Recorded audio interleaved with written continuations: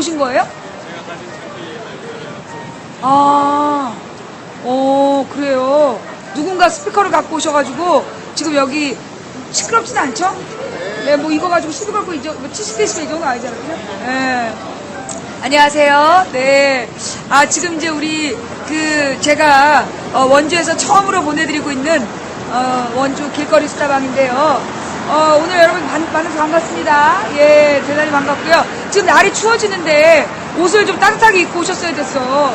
나더러 막 파카 입고 오라고 막 그러시더니 본인들은 너무나 옷을 얇게 입고 오신 것 같아요. 걱정이 좀 되는데, 예, 저는 따뜻합니다. 저는 매우 따뜻하고요. 자, 이렇게 해서 지금 현재 시간 4시 47분이네요. 네, 4시 47분이고요. 제가 여기 이곳, 조금 울리는 것 같아요. 네, 제가 지금, 와 있는 이곳 원주 버스터미널 앞에서 길거리 수다방 제5차 길거리 수다방을 진행하고 있습니다. 찾아와 주신 여러분 대단히 감사드리고요. 지금 날이 추우니까, 우리가 지금 이제 시간이 벌써 이제 5시가 다 돼가잖아요. 그리고 우리가 이제 8시까지 한 3시간밖에 안 남았으니까 오늘 우리 망치 부인이 하고 싶었던 이야기, 진행하도록 하겠습니다.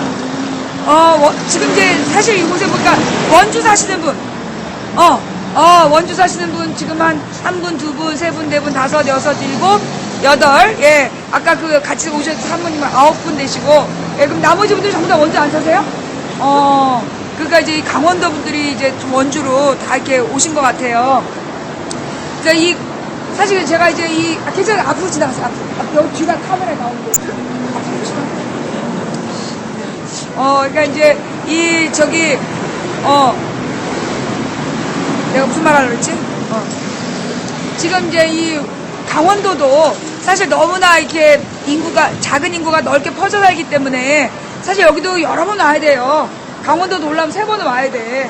원주 한 번, 춘천 한 번, 그 다음에 이제 이 영동지방 한 번 이렇게 돌아가면서 가야 되는데, 제가 오늘은 원주 갔으니까 한 바퀴 이번에 쫙 돌고 다음번에는 이제 춘천으로 갈게요. 그 다음에 또 한 바퀴 쫙 돌고는 이제 영동지방으로, 그렇게 해서 강원도도 자주 오도록 하겠습니다. 제가 사실은 강원도를 참 좋아했어요. 강원도를 어렸을 때부터 너무 좋아해가지고, 제 어렸을 때 꿈이 강릉 가서 사는 게, 나중에 어른 되면 강릉 가서 살겠다. 그게 제 어린 시절의 꿈이었습니다. 그래서 이제 어린 시절부터 이제 강원도 그러면, 그러니까 눈이 많이 오고, 왜 서울 애들이 다 그렇잖아요. 애들이 이제 눈 오는 거 좋아하고. 근데 강원도 분들은 눈을 참 싫어하시더라고요. 강원도 분들한테 눈 얘기하면, 맞아주고, 분위기가 살벌해져. 쎄! 근데 이제 어린 마음에 저는 이제 강원도에 눈 오는 강원도를 오고 싶다.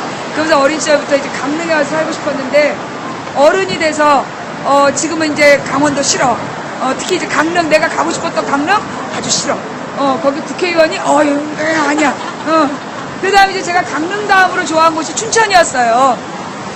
왜냐면 이제 대학교 다닐 때, 제가 이제 고등학교 때 무슨 베스트셀러 극장, 또는 이제 TV 소설, 이런 일회 드라마를 보면, 이렇게 춘천 가는 기차를 타고 많은 러브스토리가 있는 거야. 나도 대학생이 되면 춘천에 가서 연애 한번 하리라. 이런 꿈을 가지고 춘천에 대한 동경을 갖고 살았죠. 근데 대학교 다닐 때 춘천 못 가봤어요. 아시다시피 좀 바빴기 때문에 그때가 이 노태우 정권 타다하라 이런 얘기를 하고 다니러 바빠가지고 춘천을 못 가고, 제가 이제 대학을 졸업하고 춘천 여행을 이제 가고 싶었는데, 특히나 이제 얼마 전까지도 제가 춘천을 좋아해서 춘천에 몇 년 전까지만 해도 이렇게 와서 닭갈비, 춘천 닭갈비 골목에 신랑이랑 둘이 와가지고 대학교 때 못한 데이트하러 자주 왔었는데, 2012년부터 안 와요. 거기 국회의원이 아니야. 이상해. 그래서 국회의원 제대로 뽑아주지 않는 지역은 안 가기로 했어. 그래서 사실 이제 원주도 올까 말까 고민했는데, 원주시는 선거를 똑바로 했다는 얘기를 듣고, 그래서 제가 이제 왔어요. 사실 얼마 전에 춘천도 갔어요. 왜 갔냐면, 지난 지방선거 때 이 춘천에서 야당이 많이 이겼다 그러더라고요. 야당이 10몇 명이 막 당선됐다 그래서, 그럼 이제 춘천도 어제 내가 방문할 만한 자격이 있다. 그래서 이제 춘천에 한번 갔다 왔고, 오늘 이제 원주로 온 것 같아요. 원주에 왔습니다. 여러분들 만나뵙게 돼서 대단히 반갑고요. 제가 이렇게 안녕하세요. 학생 여러분 안녕하세요. 저 알아요? 몇 다 알아요? 아니야, 한 명만 아는 것 같은데? 나머지 있어서 모르지? 친구가 가자 그래서 온 거죠? 반가워요. 여기 원주 살아요? 원주 뭐 중학생이 고등학생이요? 대학생이에요? 미안해. 내가 늙어서 그래. 미안해요. 예, 원주인 대학생. 앉으세요. 예, 앉아서 편하게 보세요. 네. 고등학생 같이 생긴 원주 대학생들이 와가지고 또 저쪽에서 구경을 하네요. 아이고, 또 우리 아버님 또 무슨 이렇게 음료수를 또. 네. 하여튼, 제가 이제 오늘로 길거리 수다방을 이제 5번째 나오게 됐습니다. 예. 제가 이제 지난번 이제 한 4번 길거리 수다방을 했는데, 4번 하면서 안타까운 점이 뭐냐, 아쉬운 점이 뭐냐, 이렇게 물어봤더니, 누구야?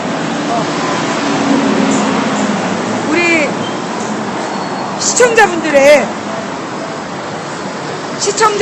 이야기를 좀 이렇게 시민 인터뷰 이런 걸 좀 많이 해봤으면 좋겠다. 그런 얘기가 있어서 오늘은 이제 앞부분에 들어가는 인트로로 우리 이제 원주 시민분들의 이야기를 좀 이렇게 들어봤습니다.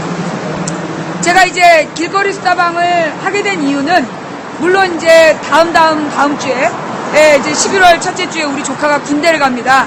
근데 이제 군대를 가기 전에 우리 조카가 사실 지금도 이제 막 놀러 다녀야 되는데 제가 우리 창동 스튜디오에서 우리 조카가 누가 연결을 해줘야 제가 밖에 나와서 이제 방송을 할 수 있거든요. 제가 이제 2012년에 전국 순회를 시작하겠다 야심찬 계획을 갖고 출발해갖고 4군데 돌고 잡혀 들어갔잖아요. 근데 이번에 사실 이제 4번째 할 때 이전에 잡혀갈까 막 고민했는데 4번 넘겼어요. 징크스를 이제 뛰어넘은 것 같아요. 제가 지나가도 돼요. 카메라 안 나와요. 지나가세요. 네. 제가 2012년에 몇 가지가 있었어요. 그러니까 공진단이 와서 일주일 만에 제가 이제 공진단을 한 3알을 까먹고 대전으로 갈 약속을 잡아놓은 상태에서 잡혀 들어갔죠. 그렇기 때문에 제가 이번에는 이제 이 징크스를 깨기 위해서, 징크스는 깨라고 있다. 그래서 어떻게 할 거냐 해서 일단 공진단을 빨리 먹었어. 빨리 먹어갖고 3알 이상을 먹고 그 다음에 제일 먼저 대전을 간 거야. 대전을 가기 전에 잡혀갔기 때문에 대전을 간 거야. 그 다음에 이제 식구들하고 그때 잡혀 들어가기 전에 2번을 정말 방송하느라고 몇 년 동안을 가족 여행을 못했는데 가족들이랑 2번 나들이를 가서 예쁜 사진을 찍고 잡혀 들어갔어요. 근데 이번에는 하루에 2번을 갔어. 그래서 3번을 후다닥 가서 이제 그 징크스를 깨고 그 다음에 이번 이제 4번 하고 잡혀 들어갔으니까 이번에도 이제 빨리 날짜를 바트게 잡은 거야. 이게 이제 지금 나를 고소고발하는 사람들이 법정에서 진행되기 전에 빨리 4번이나 해버리자. 그래가지고 이제 서둘러서 다녔더니 오늘 벌써 5번째예요. 그래서 현재까지 이제 징크스는 다 깼어. 이제 잡아가고 싶으면 잡아가려면 마음대로 하라래. 새로운 징크스를 또 만들면 또 깨면 돼. 예, 그래요. 그래서 이제 제가 그러면 왜 이렇게 길거리 수다방을 하러 나오게 됐느냐 하면 사실 이제 우리 방송을 인터넷으로 보시는 분들이 사실 예전에는 많지 않았어요. 제가 이제 우리 안녕하세요. 시청자예요? 그냥 지나가는데 보시는 거예요? 고맙습니다. 네, 고맙습니다. 예. 인터넷으로 망치 부인을 아는 분들이 있고, 그러니까 인류에는 2 종류가 있어요. 망치 부인을 아는 사람과 망치 부인을 모르는 사람. 예. 근데 망치 부인을 아는 사람 중에는 물론 2 종류가 있죠. 시끄러워서 못 보겠는 사람, 안 보면 안 되는 사람. 이게 또 2 종류가 있는데, 우리 이제 망치 부인 방송을 매일매일 보시는 분들은 매일매일 망치 부인 방송을 들으시지만 또 이렇게 망치 부인에 대해서 잘 모르시는 분들은 전혀 접할 기회가 또 없잖아요. 그리고 이제 제가 맨날 이제 방송에서 똑같은 이야기를 하는데 알아들으시는 분들도 있지만 전혀 처음 들으시는 분들도 있거든요. 그래서 이제 이 망치 부인이 이제 이렇게 길거리 수다방을 하러 돌아다니다 보면 혹시 한 분이라도 이렇게 잘생긴 총각처럼 지나가다 혹시 들어주는 분이 계시지 않을까. 그래서 제가 나온 것도 있고, 또 하나는 이제 우리 시청자분들이 서로 이제 각자 인터넷으로 글을 이제 볼 때는 과연 우리 강원도에 몇 사람이나 볼까 잘 몰라. 그리고 이제 사실 우리 망치부인 시청자분들이 되게 고독해. 왜냐하면 망치부인 방송을 안 순간부터 지옥의 문이 열리는 거야. 사실 옛날에는 참 살기 좋았어. 그죠? 나름 만족스러웠고, 나름 정치들 잘하는 것 같았고, 뭐 먹고 살만했고, 부족함이 없었어. 근데 망치부인을 이 시끄러운 여자의 목소리에 30분 동안 빠져들은 이후 지옥의 문이 활짝 열리면서 모든 것이 수상해 보이고 모든 음모가 보이기 시작하고 뉴스와 뉴스의 관계들이 보이면서 그러면서 날마다 시읒 비읍을 입에 달고 살게 되죠. 그래서 막 망치부인에게 들은 이야기들을 막 전달하는데 사람들이 못 알아들어. 못 알아듣고, 아니, 이렇게 중요한 사실을 왜 모르는 거야? 이러면서 막 울분이 막 쌓여가고, 그래서 막 고독해지죠. 그러면 이제 그 고독함을 견디지 못해서 또 떠나가지고 한 몇 달 떠돌아. 몇 달 떠돌다가 또 나라에 대형 사고 터져? 막 전쟁 난다 뭐 이런 사고 터지면 망치 부인님 어떻게 된 거예요? 그래서 또 와.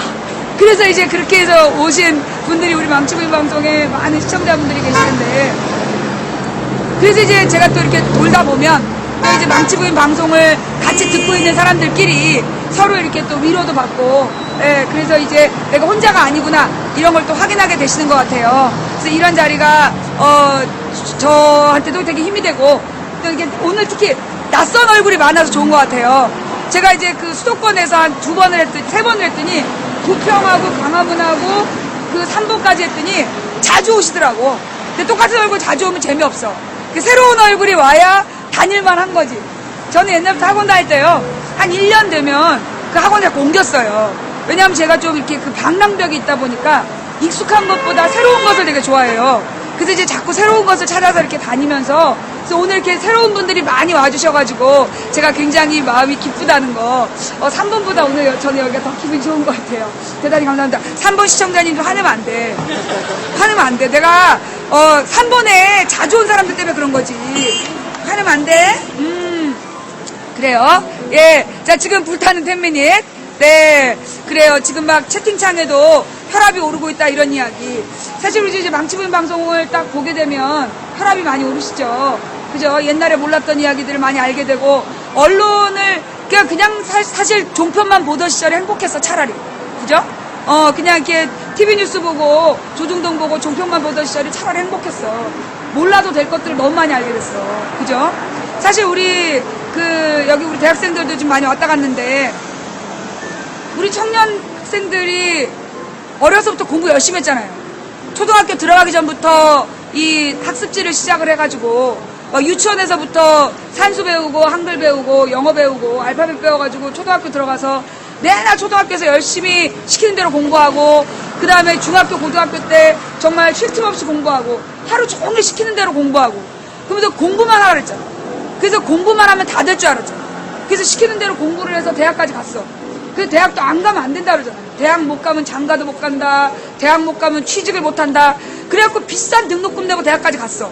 근데 그러면 대학도 가면 뭐 연애도 하고 직장도 가고 만사 형통이 되냐? 그것도 아니야. 그렇게 도대체 어린 시절에 그 5살, 6살 때부터 시작해가지고 19살까지 미친 듯이 공부만 해서 대학을 들어가서 25살까지 미친 듯이 공부를 했는데 졸업을 하면 갈 데가 없는 거야. 그래서 이 졸업한 학생들이 이력서를 막 100통씩, 자기소개서를 100통씩 쓴대잖아요. 자기소개서를 100통씩, 200통씩 쓰고 이력서를 그렇게 수백 통을 써도 이게 취직이 안 돼. 그러면 내리 이제 그 공무원 시험 준비하면서 공무원 많이 뽑으면 다행이잖아. 공무원 시험을 아무리 준비를 해도 그 뽑는 숫자가 작기 때문에 우리 대학생들이 인생을 허비하는 거예요. 그래서 지금 가장 심각한 문제는 뭐냐면 20대 후반, 30대 초반에 그 젊은이들이 고시페인이 많아. 맨 처음에 20대 때는 처음에는 행정고시, 대학교 때도 행정고시 준비하려다가 포기하죠. 일찌감치 포기하고, 7급, 그 다음에 이제 포기하고, 9급, 그 9급으로 10년씩 공부를 하는 거예요. 근데 이게 10년 정도씩 하다 보면 대인관계도 안 되고, 그리고 이 가족들의 어떤 눈빛, 이런 계속 가족들이 쳐다만 봐도 밥 먹으란 얘기를 들어도 짜증이 나고, 나 빼놓고 밥을 먹어도 짜증이 나고, 그러면서 점점 사람들로부터 자기를 고립시키고, 그래서 이제 이 청년들이, 집에 있는 청년들이 너무 많은 거예요. 그래갖고 사람들이 눈을 마주치고 대화가 안 되는 사람들이 너무 많은 거야. 근데 이제 이런 분들이 지금 우리나라에 굉장히 많아요.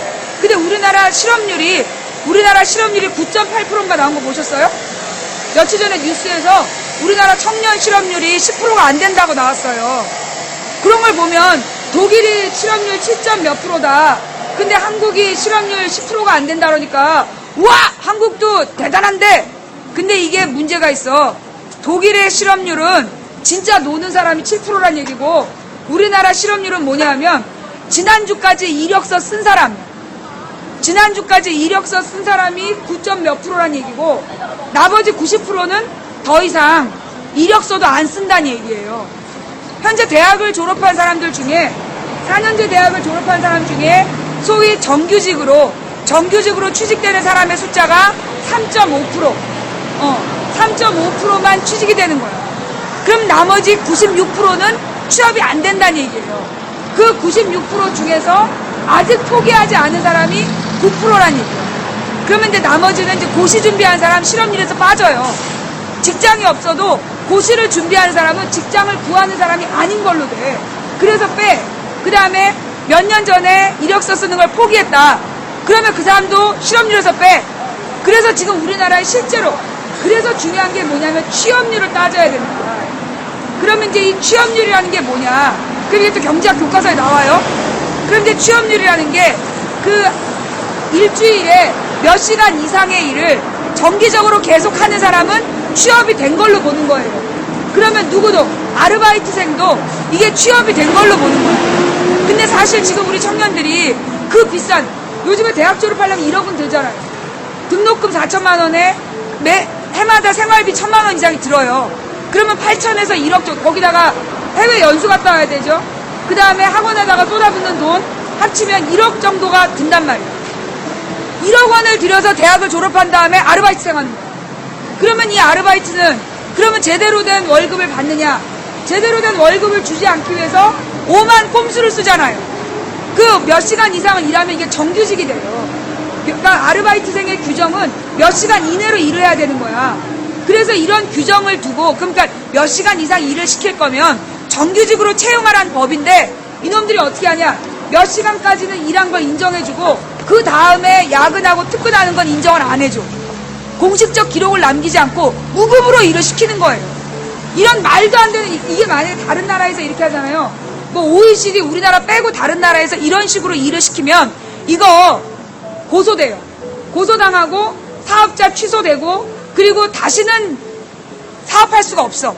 그런데 대한민국은 너무 관대해. 말도 안 되는 이런 노동조건 말도 안 되는 노동조건으로 아이들의 노동력을 착취를 해도 처벌이 안 돼요. 그리고 이 중소기업을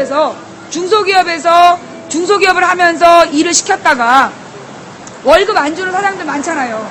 월급 몇 달을 미뤘다가 부도가 나면 이제 이 사장님이 이 회사를 접잖아요. 그럼 월급을 몇 달치 떼인 노동자들이 있어. 그런데 이 사장님이 그 부도가 난 다음에 부도가 났으니까 자기 이름으로 회사 안 열어. 다른 사람 이름으로 또 차명으로 회사를 여는 거야. 그러면 이 사람은 이전에 안 준 월급에 대해서 책임이 없는 거야. 사장은 그 얼굴인데. 이게 우리나라의 법이 기본적으로 노동자들의 임금을 지켜주지 않아요. 이게 지금 언제부터 이랬냐? 93년부터요. 93년에 김영삼이 대통령이 된 다음부터 그 다음부터 이제 소위 신자유주의라는 제도를 펼친 뒤로 여러분 들어봤죠? 기업하기 좋은 나라. 기업하기 좋은 나라라는 게 뭐냐 하면 노동자들의 임금을 띄어먹어도 되는 나라를 만든 거예요. 그러면서 노동자들이 제값을 받기 위해서 투쟁하는 건 빨갱이다.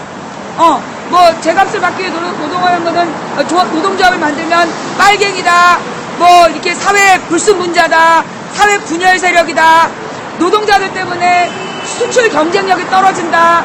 그런 온갖 그 누명을 뒤집어쓰고 노동자들이 자기의 권리를 못 찾게 된 거예요. 근데 그나마 그들 중에서 소위 이제 몇만 명씩 모이는 대기업, 몇만 명 단위로 모이는 대기업 노동자들은 이 사람들이 노동조합이 힘이 강한 거야. 그래서 이 노동조합에서 노동 조건을 막 개선해 나간 거죠. 그러면 걔네들한테 그들에게 뭐라고 규정을 지었죠? 그들을 뭐라고 불러? 귀족 노조. 귀족 노조다. 대기업 노동자들은 귀족 노조다. 그러면서 연봉을 7, 8천을 받는다. 그러면서 일도 안 하면서 연봉은 많이 받고 노조가 무슨 귀족이다. 지들 멋대로다. 경영권에 뭐 참여하려고 그런다. 온갖 욕을 다 했단 말이에요. 근데 알고 보니까 실제로 7, 8천짜리 정규직은 2002년 이후로 대기업에서 뽑은 적이 없다는 거예요. 연봉 7, 8천을 받는 정규직은 그 뭐 공장 노동자들 중에 연봉 7, 8천짜리 정규직을 2002년 이후에 뽑은 적이 없어. 정규직이 뽑히긴 뽑혔는데 연봉이 4천이야. 많아야 4,000, 적으면 3,800. 이런 정규직을 뽑아놓고 이게 정규직이다. 그래놓고서는 그 귀족노조다 이러면서 몰아붙인 거죠. 그러다 보니까 지금 문제는 뭐냐면 그 20년이에요, 20년. 지난 20년 동안 대한민국의 노동자의 임금은 20년 동안 유지되거나 아니면 내려갔어요. 임금은 유지되거나 내려가고 물가는 200% 이상. 제가 90년대 중반에, 그러니까 93년, 94년에 학원 강사라면 실제로 밥을 이렇게 사 먹을 시간이 많잖아요. 그러면 이제 그 빵과 우유를 사 먹었어요. 그럼 그 당시에는 200ml 우유가 200원. 그 다음에 빵이 300원에서 500원만 주면 충분한 열량의 빵을 살 수 있었어요. 그러니까 1,000원으로 빵과 우유를 사 먹을 수 있었어. 그게 90년대 중반, 90년대 중반이죠. 그리고 제가 그 당시에 받았던 월급이 그러니까 150에서 300 정도를 받았단 말이에요. 뭐 기본급 150에다가 이제 뭐 근무한 숫자대로. 그러면 그 당시에 벌어서 1,000원이면 밥을 먹을 수 있었고, 그 다음에 식당에서 밥 먹는 거는 2,000원. 식당에서 밥 먹는 게 2,000원, 3,000원이었어요. 그리고 이제 좀 비싼 밥이 4,000원이었죠. 그런데 지금은 20년 동안에 식당에서 먹을 만한 밥 요즘 10,000원은 줘야 되잖아요. 그죠? 8,000원짜리도 반찬 별로 안 나와. 10,000원, 8,000원 이상, 12,000원 정도를 줘야 밥을 먹으니까 실제로 음식값으로 치면 200%에서 300% 정도가 올랐다는 얘기잖아요. 그 밖에 과자값, 그 다음에 모든 물가를 따지면 20년 동안 우리들의 소비 비용은, 생활 비용은 200% 이상 인상이 됐어요. 근데 월급은 그대로 유지되거나 떨어진 거예요. 그러니까 이거는 우리 서민들의 삶이 20년 동안 굉장히 급격히 나빠졌다는 거죠. 이게 뭐 때문이야? 어떤 모토? 기업하기 좋은 나라. 기업하기 좋은 나라라는 건 다른 말로 얘기해서 우리 노동자들에게 월급 안 줘도 되는 나라. 노동자들의 월급을 쥐어짜도 되는 나라. 그런 나라가 된 거죠. 그러면 여기에서 중소기업하기 좋은 나라냐? 그건 또 아니야. 대한민국에서 1993년 이후에 김영삼 정부에서 줄기차게 주장해온 우리나라의 모습은 대기업하기 좋은 나라. 그래서 20년 전과 지금을 비교해보면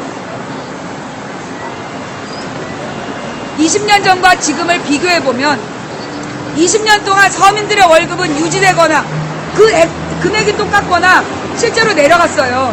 그러면 이건 내려간 것도 어떤 문제가 있느냐 하면 생활 물가가 올라갔기 때문에 지금 노동자들의 소득은 제로라고 봐야 돼요. 우리가 세금을 낼 때요. 세금을 낼 때 한 사람이 1년 동안 생활비가, 가령 이제 저는 자영업자로 분류가 돼요. 그럼 자영업을 하는 사람이 1년 동안의 비용이 한 2천만 원은 든다라고 인정을 해줬어요. 그러면 2천만 원까지는 소득으로 안 봐. 그러면 그 이상을 소득으로 봤던 거예요. 근데 그걸 박근혜가 어떻게 했다? 2천만 원까지를 비용으로 인정을 안 하고 1,000만 원까지만 비용으로 인정하고 나머지를 소득으로 다 보는 거예요. 그래서 실제로 소득이 3,000이었다가 2,000으로 줄어들었는데 3,000이었다 2,200으로 줄어드는 사람한테 소득이 재작년에는 1,000만 원이었다. 그런데 올해는 1,200이다. 이렇게 보는 거야. 그래서 국민연금도 올리고 건강보험도 올리고 이러는 거예요. 근데 실제로 생활비용은 재작년보다 작년에 올랐죠. 밥값이 올랐잖아요. 그죠? 그 다음에 과자값도 올랐고, 그 다음에 무슨 휴지값, 뭐 샴푸값 다 올랐잖아요. 생활물가는 다 오르고 있어. 전기요금도 올랐죠. 뭐 보험료도 올랐죠. 다 올랐어요. 그런데 뭐만 우리의 실제로 늘지 않는 소득만 늘었다라고 가짜로 뻥을 치고 세금만 또 늘리는 거죠. 이런 문제가 계속적으로 반복이 되는데 그 이유가 뭐 때문이냐? 우리 국민들이 세금에 대해서, 아니 우리 국민들이 세금을 마구 올리는 거에 대해서 저항을 안 해. 왜 저항을 안 할까요? 왜 저항을 안 할까? 지금 현재 세금을 걷는 방식이 직접세가 아니기 때문이에요. 직접세라는 게 뭐냐 하면 자기 소득 수준에 따라 혹은 재산 정도에 따라 자기가 신고하고 내는 세금이 직접세예요. 그런데 지금 우리나라의 세금이 OECD 중에 직접세 비율이 그러니까 간접세 비율이 제일 높은 나라예요. 간접세 비율이 제일 높은 나라. 예를 들어서 우리나라에서 지금 우리 기름값, 우리나라에서 기름값이 현재 지금 제가 우리 동네에서는 할인돼갖고 1,700 얼마 하더라고요. 1,700 얼마면 기름값이 많이 떨어진 거예요.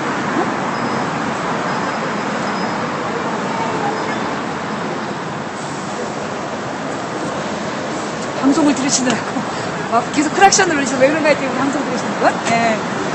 그래서 무슨 얘기하다 그랬지? 기름값이 1,700 몇십 원이면요 이게 떨어진 거예요. 이게 왜 떨어졌냐 했더니 국제 유가가 떨어졌대요. 국제 유가가 떨어지고 여러분 이명박 때는요 1달러에 꼭 1,200원이 됐어요. 1,200원을 유지했어요. 그 이유가 뭐 때문이었냐? 이게 대기업 때문이에요. 그 당시에 그러니까 이명박 정부 때 모든 기준을 대기업하기 좋은 나라. 그러면 이제 대기업은 우리 국내에서 만들어진 물건을 수출하잖아요. 그 유통망을 따라서 수출하잖아. 그럼 대기업이 해외에서 벌어들인 달러를 우리나라에 사실은 수출이라는 게 우리나라에서 만들어서 팔면 다행이잖아. 근데 그게 아니라 가령 현대가 미국에서 자동차를 만들어 팔아. 달러를 벌어. 그걸 우리나라에 갖고 와. 그러면 그 현대가 벌어온 달러에 더 많은 한국의 재산을 주기 위해서 달러 값을 1,200원에 고정해 놓은 거예요. 어떻게 고정했냐? 이런 얘기하면 막 거짓말 하지 마라. 어떻게 환율을 조정을 하느냐? 조정합니다. 어떻게 하느냐 하면 그 당시에 우리나라 이명박 때요. 외환 보유고가 굉장히 급등을 해요. 왜 급등을 하느냐? 실제로 시중에 필요한 외환이 있잖아. 달러가 많이 필요하단 말이야. 그러면 필요한 달러를 돌게 해줘야 되는데 시중에 필요한 달러만큼 돌지 못하게 나라에서 전부 다 외환 보유고로 전부 다 흡수해서 갖고 가버리는 거예요. 시중에 달러 유통량을 조절을 하는 거예요. 그래서 환율 1,200원을 유지를 했어요. 외국에서 돈 벌어온 대기업 유리하라고. 근데 이게 무슨 문제를 가져왔냐 하면 우리 중소기업들이 사실 이제 대기업 중에 처음부터 끝까지 지가 제작한 사람 있냐? 없어요. 모든 대기업이 중소기업으로부터 납품을 받아서 그거 조립해서 판단 말이에요. 그래서 대기업의 하청 기업들이 소위 자동차 한 대에 2만 개의 부품 회사가 하청 기업으로 존재하잖아요. 근데 자동차에 무슨 나무 써요? 나무 모양의 플라스틱 쓰지. 그잖아요.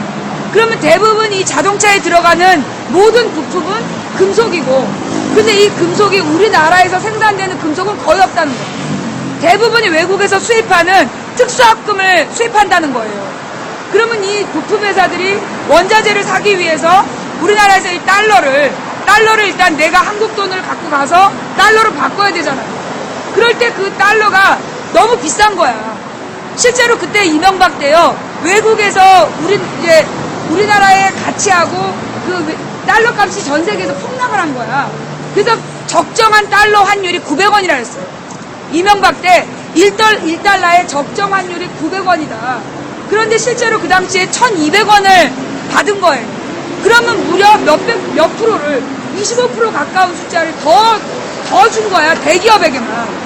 문제는 뭐냐면 중소기업은 25% 정도의 돈을 더 내고 달러를 바꾼 거죠.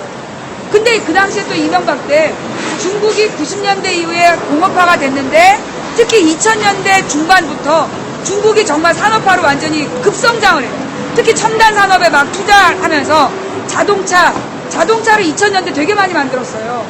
제가 중국의 베이징에 한번 가보고 깜짝 놀란 게 중국은 전부 폭스바겐이야. 폭스바겐하고 아우디, 벤츠, 이게 막 이 베이징 주변에 그냥 널려 있는 거예요. 그러니까 도리어 중국은 자기 브랜드가 없으니까 전부 다 근데 보면 이제 중국의 폭스바겐이니 아우디니 벤츠가 전부 옆에 왼쪽 궁뎅이에 한문을 달았어. 그게 이제 한문을 그러니까 중국산 그 폭스바겐인 거예요. 문제는 뭐냐? 엄청 많아. 그 길에 그 차들이 외제차가 엄청 많은데 그러면 그 많은 차를 중국에서 생산하기 위해서 그만큼 많은 자동차 부품을 중국으로 빨아들였다는 거예요. 그래서 2000년대 중국의 별명이 뭐냐 하면 블랙홀, 자원의 블랙홀. 그래서 모든 자원이 중국으로 빨려 들어갔기 때문에 국제 자원값이 올라간 거죠. 그 국제 자원값이 원래 8 정도 하던 게 12에서 20까지 올라갔는데 그 우리나라 중소기업은 원래 가치도 없는 달러를 비싼 값에 바꿔가지고 자기의 전 재산을 쏟아붓다시피 해서 그 비싼 달러를 사서 그 비싼 원자재를 사갖고 와서 물건을 만들어서 납품을 하는데 대기업이 납품값을 주냐고. 안 준다는 거죠. 이 대기업의 그 납품값에 대해서 의논하자 그러면 뭐라 그래요? 사장님 좀 봅시다. 들어오세요. 이런단 말이에요. 그러면 이제 바리바리 선물 사들고 상품권 사고 비싼 양주 사가지고 찾아가. 그럼 아유 식사하셨어요? 저는 못 먹었는데 식사는 함께 하시죠. 이러면서 나갔는데 먹는 게 수십만 원짜리 보통 횟집 가잖아. 수십만 원짜리 횟집 얻어먹고 아유 우리 저기 소주 한잔 간다니. 소주는 무슨 소주야. 양주집 가잖아. 양주 먹고 그 다음에 사장님 뭐 제가 3차 내죠. 씨발 지가 언제 3차를 내? 보면 이제 여자 나오는 집에 가갖고 여자까지 쫙 서비스 받은 다음에 맨 마지막에 가서 하는 말이 뭐야? 내일 아침 사우나에서 얘기하자 그러고 사우나에 가고 사장님 그럼 입찰하실래요? 밤새도록 서비스 받고 있는 새끼 한 소리가 내일 입찰하라는 얘기야. 그럼 그 얘기는 뭐냐? 지금 납품값으로 납품을 할 거냐 아니면 다른 업체한테 넘길 거냐. 그러면 이 사장님이 하룻밤에 수백만 원을 접대비로 쓰고 그 다음에 납품값을 말도 안 되는 가격으로 약속하고 오는 거야.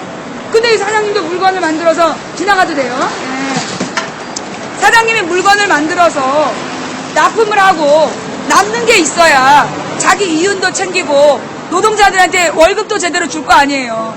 근데 노동자들한테 월급을 주려니까 돈이 없어. 그러니까 우리 사장님들이 하시는 게 뭐예요?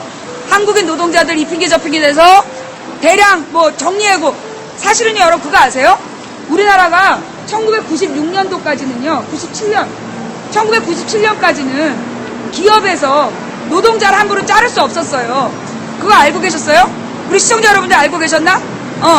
우리나라에서 1996년도까지만 해도 노동자들을 함부로 자를 수가 없었어요. 왜냐하면 그때까지는 평생 고용제도라는 게 바탕이었어요. 왜냐? 여러분 우리 중고등학교 때 배우는 게 뭐예요? 근로의 권리라는 걸 배우잖아요. 국민의 4대 의무, 4대 권리를 배운단 말이야. 그 중에 근로의 권리가 있잖아요. 근로의 권리라는 게 뭐냐면 일하고 싶은 사람을 함부로 자를 수 없다는 거야. 그게 헌법이 보장한 권리였어요. 그래서 노동자를 함부로 자르지 못하도록 법적으로 보호를 해줬던 거죠. 그래서 만약에 노동자를 법으로 자르면 그냥 부당하게 자르면 그래서 지금도 소송이 되는 거예요. 부당해고에 대한 소송이 되는 이유가 그때까지 있었던 헌법을 근거로 한 거죠. 그래서 원래 우리나라 법에는 노동자들 함부로 자르지 못하게 되어 있었어. 그런데 이걸 누가 마음대로 바꾼 거예요? 누가 바꿨을까요? 김영삼이 IMF를 불러들이기 직전에, 그러니까 IMF를 불러들이는 그 시점에서 국회에서 노동법이라는 걸 날치기 통과를 해요. 그러면서 그 노동법을 날치기 통과하면서 대량 정리해고가 가능한 법을 만드는 거예요. 대량 정리해고가 가능한 법, 그리고 뭐라 그러나 고용의 유연성이라는 이름으로 비정규직을 합법화했어요. 원래 우리나라에서 그 이전에는 비정규직이라는 게 불법이었어요. 그게 불법이었는데 김영삼 때 노동법을 개선하면서 함부로 자를 수 있는 대량 정리해고가 가능한 법을 만들고 그 다음에 비정규직 고용 형태를 그거를 합법화시킨 거예요. 그래서 그게 김대중 대통령 때부터 시행이 된 거야. 근데 많은 국민들은 이걸 잘못 알고 있죠. 그게 김영삼이 아니라 김대중이 대량 그 비정규직을 양산했다. 그죠? 그리고 이 김대중 때부터 그 노동자들의 권리가 그러니까 대량 해고가 있었다. 이게 원래 불법이었어요. 근데 신한국당이 한나라당으로 바뀌기 전에 신한국당이 날치기 통과를 한 거예요. 날치기 통과를 해서 노동법을 바꾼 게 96년도야. 그래서 96년도 이후에 우리 대한민국의 노동력 현실이 이렇게 악화된 거죠. 그때 당시에는 다 뭐라 그랬냐면 글로벌 기업이 돼야 된다. 세계화 돼야 된다. 그랬잖아요. 지구촌 시대 세계화에 발맞춰야 된다. 선진국처럼 우리도 파업하지 말아야 된다. 그러면서 그때 김영삼이 텔레비에 나와서 한 말이 선진국은 파업을 안 한다. 그러면서 파업하는 게 다 이게 그 경제에 부담을 준다. 나라 경제가 망하는 게 파업 때문이다. 다 믿었어 국민이. 알고 보니까 그때 김영삼이 그 발언을 하는 그날 그 한 달 전부터 프랑스가 총파업이었다는 거예요. 프랑스도 독일도 영국도 파업을 합니다. 선진국은 파업을 안 한다는 건 순전히 대한민국의 신한국당, 한나라당, 공화당, 자유당 이 사람들이 만들어낸 거짓말이라는 거죠. 왜냐? 파업이라는 건 제가 몇 번 말씀드렸다시피 우리 헌법에는 어떤 권리를 보장해준다? 노동 3권이라는 거를 헌법이 보장하고 있어요. 그럼 노동 3권이라는 게 뭐냐? 단결권이라는 거예요. 첫 번째가 단결권이 뭐냐? 노동조합을 만들 수 있다는 얘기예요. 두 번째가 뭐냐? 단체 교섭권이에요. 단체 교섭권이라는 게 뭐냐? 노동조합이 회사와 더불어서 노동조건, 임금조건을 협상할 수 있는 권한이 헌법에 보장된 권리예요. 세 번째가 뭐냐? 단체 행동권이에요. 그럼 단체 행동권이라는 게 뭐냐? 소위 노동자하고 사업자가 노동조건에 대해서 이야기를 했는데 사업자가 근거 없이 이유 없이 안 들어줘. 그러면 우리 헌법은 뭘 보장하냐? 파업할 수 있다. 파업이라는 게요, 헌법에 보장된 권리예요. 피켓팅, 태업, 파업. 이걸 단체 행동이라 그러는데 단체 행동을 할 수 있는 권리를 우리 헌법은 일찍이 보장해주고 있는 거예요. 그런데 우리나라에서 파업하면 뭐라고 불렀어? 빨갱이. 노동조합하면 빨갱이. 그럼 우리 헌법이 빨갱일까요? 아니라는 거예요. 아니, 헌법에 보장된 파업을 하고 헌법에 보장된 노동조합을 만드는데 왜 빨갱이라고 불렀을까요? 이게 오늘 내가 나온 이유예요. 이분 누구임? 이분 선동꾼인가요? 내가 선동한 게 아니라 네가 감동한 거예요. 예. 자, 뭐라고요? 뭐라는 거야? 무슨 얘기지? 예. 왜, 무슨 일이야, 무슨 일? 별일 없어요? 예. 내가 선동한 게 아니라 니네가 감동한 거야.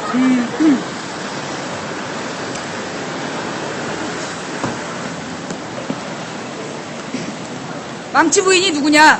오늘 저 처음 보시는 분 계세요? 손 안 들겠죠? 예. 제가 망치 부인이라는 사람이에요. 안녕하세요. 예. 저는 그 인터넷에서, 여러분 구글 아세요? 구글? 제가 이제 네이버에, 맞아, 그거였다. 네이버에다 검색하세요. 그랬더니, 미국에서 연락이 왔어요.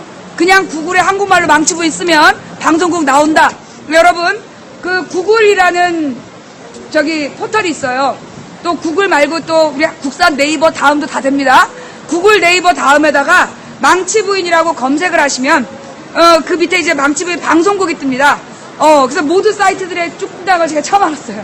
나는 구글에 안 뜨는 줄 알았어. 예, 그래서 망치 부인이라는 걸 검색하시면 그 망치 부인의 개인 방송국으로 들어오실 수 있습니다. 그럼 거기서 그 시청하기라는 게 왼쪽에 나와요.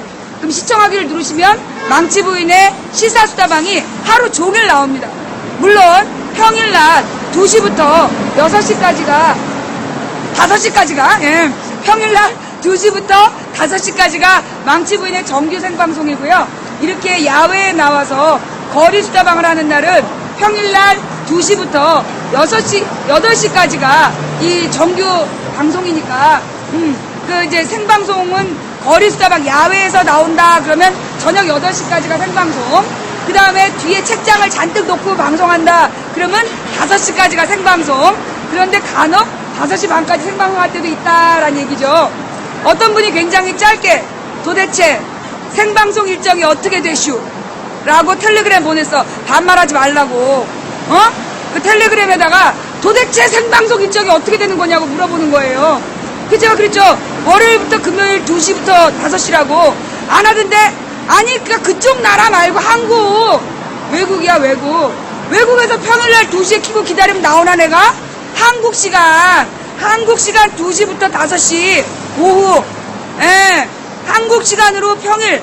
여기서 평일이란 건 월, 화, 수, 목, 금 5일이에요. 근데 또 어떤 외국 시청자가 지난번에 10월 3일하고 10월 9일 쉬었다고 텔레그램 보냈어. 왜 안 하냐고. 오늘 평일인데 왜 안 하냐고. 그래서 한국은 국경일이라 했더니 멘붕. 그 한국 휴일날 제가 쉽니다. 예, 한국 휴일날 제가 쉬니까 한국의 국경일도 알아두세요. 관심 가져주시고요. 다 이제 기뻐하세요. 10월에 더 이상 국경일 없어. 11월에도 없어. 12월에 25일 말고는 없어요. 예. 그러니까 저기 평일날 월요일부터 금요일까지 2시부터 5시 한국에서는 언제나 망치부인을 아프리카 TV로 생방송으로 만나보실 수 있습니다. 그리고 물론 그 시간대 일하시는 분들 있잖아요. 그러면 이제 이런 분들은 어떻게 할 수 있느냐? 어디에 가면 그 유튜브에 가서 망치부인을 검색하시면 망치부인에 관한 영상이 쫙 뜨면서 요기 영상도 떠. 그런 거 보면 안 돼. 이상한 영상 보지 말고 망치부인 최근 일주일로 필터링을 하시면 망치부인의 최근 방송을 보실 수가 있어요. 근데 나는 그 영상으로는 볼 시간이 없어. 내가 계속 일을 한단 말이야. 그럴 때 또 팟캐스트라는 게 있어요. 그 팟빵이라는데 그 파 밑에 시옷입니다. 계속 티읕으로 해서 안 된다고 그 항의하시는 분들, 그 팥죽 할 때 팥이 아니야. 팟캐스트 할 때 팥이야. 시옷. 팟빵에 들어가서 망치부인의 시사수다방을 클릭하시고 그 날짜별로 쫙 나오니까 골라서 들으시고 거기다 댓글도 달아주시면 망치부인 방송이 또 순위가 올라가. 그럼 이제 첫 페이지에 뜨면 많은 사람 볼 수 있겠죠. 그건 이제 소리로 들으실 때는 팟빵으로 들으시면 되고 그 영상을 보고 싶으실 때는 유튜브로 보시면 된다라는 거. 물론 다른 포털에서 그냥 망치부인 검색하면 유튜브 영상이 다 떠요. 네. 근데 그 가끔 가다 보면 괜히 망치부인 이름 걸고 관종들이 뜰 때가 있어. 그리고 이제 뭐 망치부인, 망치로 남편 살해, 부인 살해 뭐 이런 거. 그거는 나 얘기 아니야. 그거 다 무식한 얘기고. 그것도 이제 많은 분들이 이런 얘기를 해요. 왜 망치부인이에요? 예, 왜 망치부인이냐 이런 또 얘기 많이 물어보시죠. 예, 그 영화에 보면 쇼생크 탈출이라는 영화가 있습니다. 그 쇼생크 탈출이라는 영화에 보면 주인공이 되게 이제 원래 은행가였는데 억울한 아내를 죽였다는 억울한 누명을 쓰고 19년 동안 감옥살이를 해요. 근데 이 감옥살이를 하는 이 사람이 아주 작은 공예망치를 하나 얻게 됩니다. 그 공예망치를 가지고 돌을 이렇게 쪼개서 사람들에게 선물하고 막 그래요. 근데 그게 다 페이크였던 거지. 실제로는 그 돌로 벽을 19년 동안 뚫고 탈출을 합니다. 그러면서 그 망치를 중간에 버려요.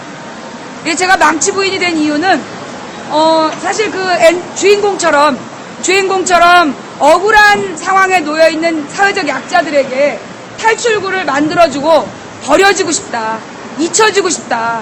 그런 뜻에서 제가 망치부인이라는 이름을 쓰고 있습니다. 며칠 전에 제가 이제 경찰에 가서 또 조사를 받았잖아요.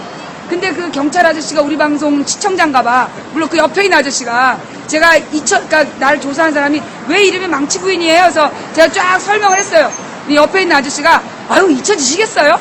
그러는 걸로 봐서 우리 방송을 잘 아시는 것 같아요. 이미 잊혀지기에 너무 많은 저기 이름을 남겼다. 그래도 제 꿈은 여전히 망치부인이란 이름이 잊혀지고 장작부인이 돼서 인생 수다방을 하면서 우리 저기 텔레그램으로 고민 있어요 보낸 사람들 내 다 저 블럭 걸 거야. 차단할 거라고.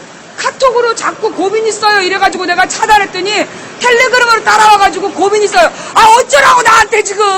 나도 고민 많아. 그 텔레그램으로 자꾸만 그 고민 있다 그러고 문자로 저기 얘기 좀 해요. 안 된다고. 내가 지금 바빠. 일단 내가 이제 박근혜 문제를 해결하고 그 내가 이제 세월호 특별법이 만들어지면 그때 내가 인생수사방 할게. 제가 약속합니다. 예. 세월호 특별법이 유가족이 합의할 만한, 세월호 유가족들이 동의할 만한 세월호 특별법을 만들어지면 그때부터 내가 인생수사방 할 거야.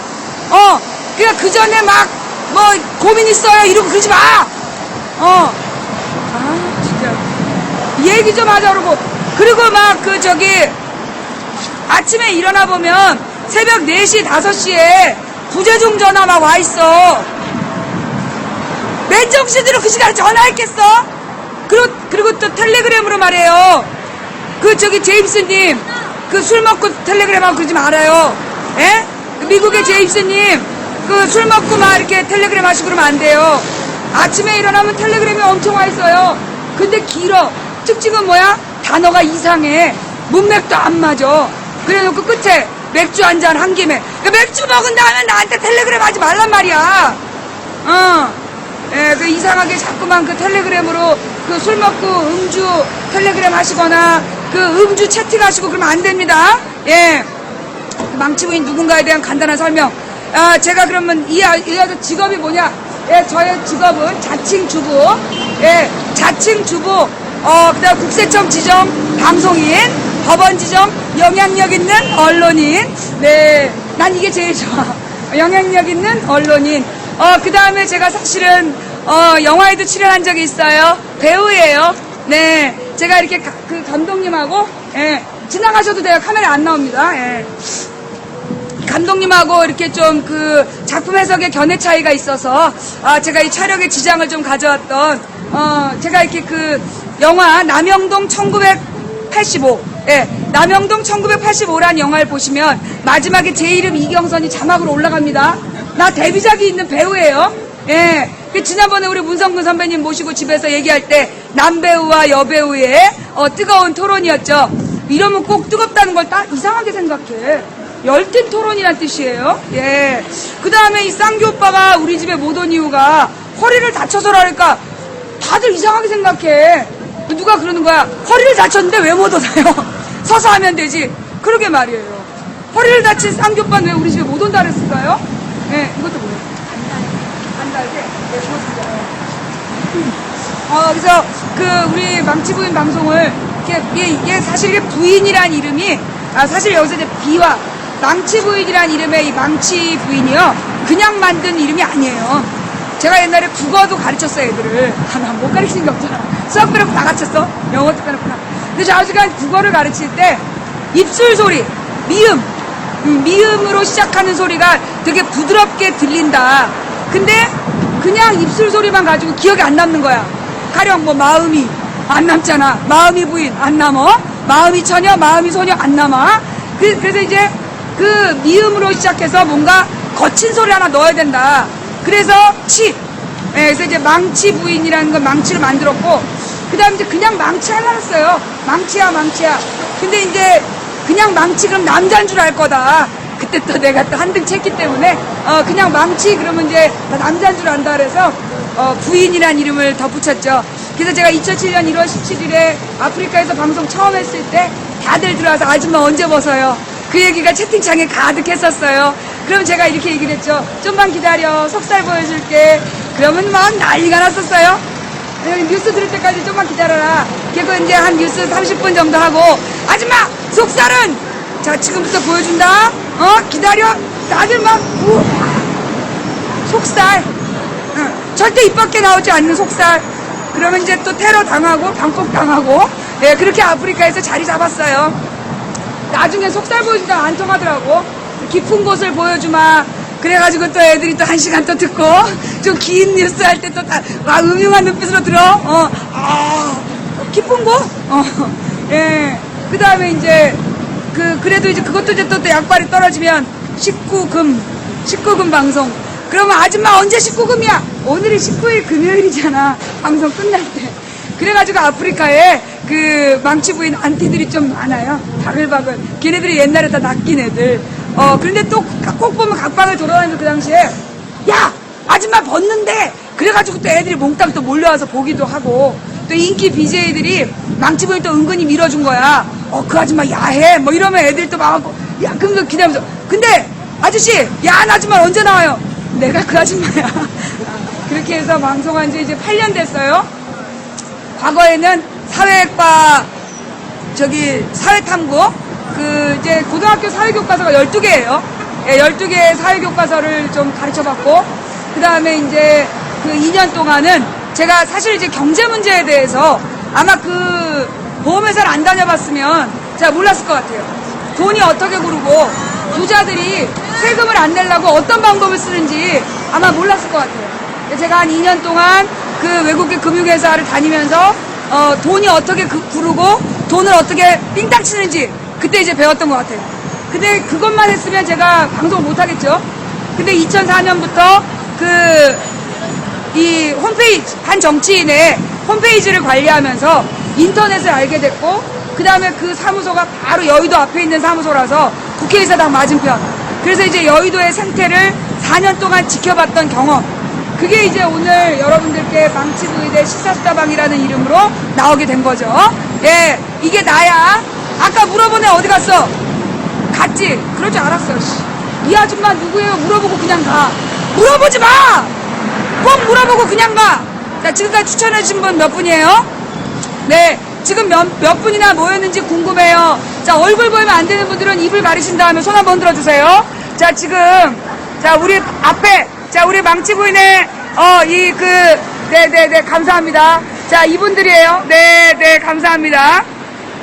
자, 지금, 이 원주, 예, 원주, 터미널 앞에서, 예, 망치 부인이 지금 방송을 하고 있고, 이 앞에 이제 그 계단에 앉아 계신, 예, 많이 오셨어요. 예, 많이 오시고, 지금 지나가시는 분들도 많이 듣고 계시고, 근데 확실히 원주 분들이 잘 모르는 것 같아요, 나를. 그죠? 지금 여기 지나가시는 분들이 잘 모르시는 것 같아요. 그래서 길게 설명했어요. 네, 네. 자, 그래서 제가 여기 나오게 된 이유는 뭐냐 하면, 어떻게 보면 지금 이런 지방도시들 다 공통의 문제죠. 모든 지방도시들이 지금 여기 뭐 원주뿐만이 아니라 뭐 홍천, 뭐 춘천, 강릉 다 마찬가지예요. 서울도 마찬가지고 지금 대부분의 예, 감사합니다. 망치부인입니다. 예, 그 대부분의 전국이 지금 사실 굉장히 극심한 침체기예요. 뭐 이렇게 살아서 움직이는 도시가 없어. 그죠? 살아서 움직이고 활기찬 도시가 별로 없어요. 뭐 왜냐하면 우리나라에서 지난 20년 동안 모든 나라에서 동원 가능한 자원을 어디다 썼을까요? 건물 짓는 데 썼어요. 그죠? 예. 지난 20년 동안 우리나라에서 정부에서 운영 가능한 예산을 대부분 건설에다 쏟아부은 거예요. 그래서 지금 그 시민들이 사용하지 않는 공항이라든가 아니면 관리비가 많이 들어가는 건물 짓는 데에다가 굉장히 많은 돈을 쓴 거예요. 그래서 문제점이 뭐냐 하면, 자, 그러면 건물을 딱 지어놓으면 건물에서 막 건물 이 벽에서 한 달에 10,000원짜리가 쫙 배어 나오고 막 이럽니까? 아니면 건물 바닥에서 날마다 이제 뭐 이렇게 뭐가 나와서 곰팡이처럼 돈이 막 쑥쑥 자라고 그런 게 아니잖아요. 지난 20년 동안 건물들을 많이 지었는데 그 건물들이 지금 상당히 많이 공실. 그죠? 저거 좀 무엇인가?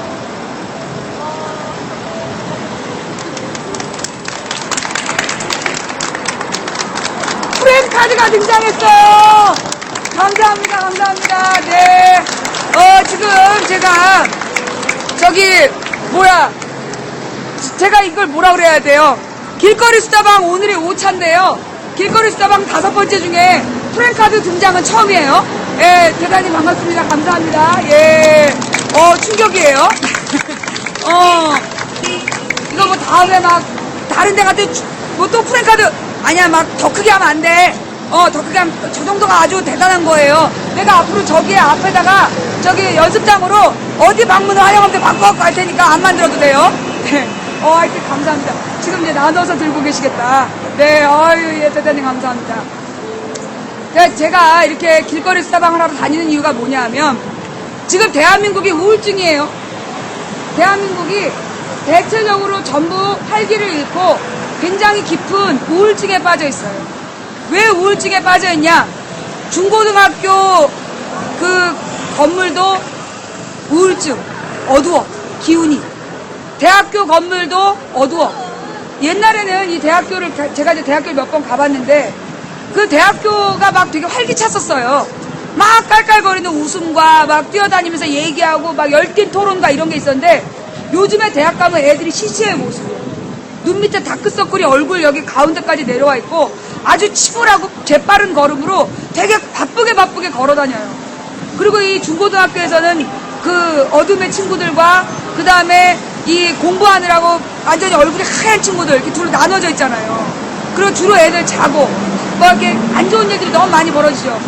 그 다음에 청년들은 청년들대로 집 밖에 못 나오고 있고, 그 다음에 이 아버지들은 아버지들대로 언제 잘릴지 모른다라는 위기감 때문에 극심한 불안장애 시달리고 있고, 주부들은 주부들대로 주부 우울증에 시달리고 있죠. 왜? 남편이 벌어온 돈은 한계가 있어. 물가는 계속 올라가. 그런데 내 자식한테는 학원이라도 하나 더 가르치려면 돈을 어떻게든 만들어야 될 것 같은데 만들 방법이 없어. 그래가지고 친구한테 모은 그 적금 들어가지고 10년을 그 저기 항아리에 모았던 돈을 맡겼는데 들고 튀었어. 그런 일들도 많고, 그 다음에 또 뭐 누가 주식 투자하자고 막 그래가지고 주식에다가 막 투자하라 해서 했는데 날렸어. 이래가지고 이 주부들도 되게 우울해요. 그죠? 그런데 모든 사람이 어떤 생각을 하느냐 하면, 우리가 지금 불행한 것은, 내가 지금 이토록 비참하게 사는 것은 내 잘못이다. 그죠? 대한민국의 국민들이 내가 지금 못 사는 것은 다 내 탓이다. 내가 공부를 못하는 것도 내 탓이고, 내가 취직을 못하는 것도 내 탓이고, 우리 남편이 월급이 적은 것은 남편이 무능해서이고, 아니면 내가 남편의 상사 부인들한테 아부를 못해서이고, 이렇게 모두가 내 탓이오, 내 탓이오. 제가 제일 싫어하는 말이 자동차 엉덩이에다가 내 탓이오 써붙이는 거예요. 그 내 탓이오라는 게 그게 90년대 나온 말이잖아요. 그죠? 90년대 김영삼 정부 때 이게 카톨릭에서 내 탓이오, 내 탓이오, 다 내 탓이오 이러면서 그 회개하는 내용, 그 내용인데, 그게 이 90년대에 모든 차량에 붙이고 다니면서 나타난 문제가 뭐냐면, 모든 사회적인 불합리한 문제들을 사회적인 문제가 아니라 내 탓이라고 생각하게 된 거죠. 그러면서 뭐 요즘에 학생들의 뭐 불량 청소년이 많다. 불량 청소년은 없어요. 대한민국에 불량 청소년은 없어. 불량 어른이 있을 뿐이죠. 불량 어른이 아이들의 환경을 불량하게 만들어서 아이들은 뭐가 불량인지 뭐가 선량인지 모르고 그냥 그렇게 자라고 있을 뿐이에요. 불량 청소년은 없습니다. 그럼 청년 실업 문제, 우리 청년들이 눈이 높아가지고 4대문 안에 있는 대기업만 가려고 그래서 일자리가 없다. 지금 시골의 공장들이 얼마나 많이 놀고 있는지 아냐? 공장의 기계들의 그 4년제 대학 졸업생들을 의무적으로 2년씩 일을 시켜야 된다 라고 얘기하신 우리 이재호 의원님, 그분의 조카분께서는 연필로 이재호 조카 써가지고 대기업에 4군데에 붙었다죠. 근데 별 이유 없이 그만두고 또 딴 데로 가고 옮기고 그랬다는 이야기. 그 조카부터 2년 동안 공장에 좀 묶어놔라. 자, 그러면 공장에 기계가 놀고 있다, 이런 이야기를 참 많이 하시는데요.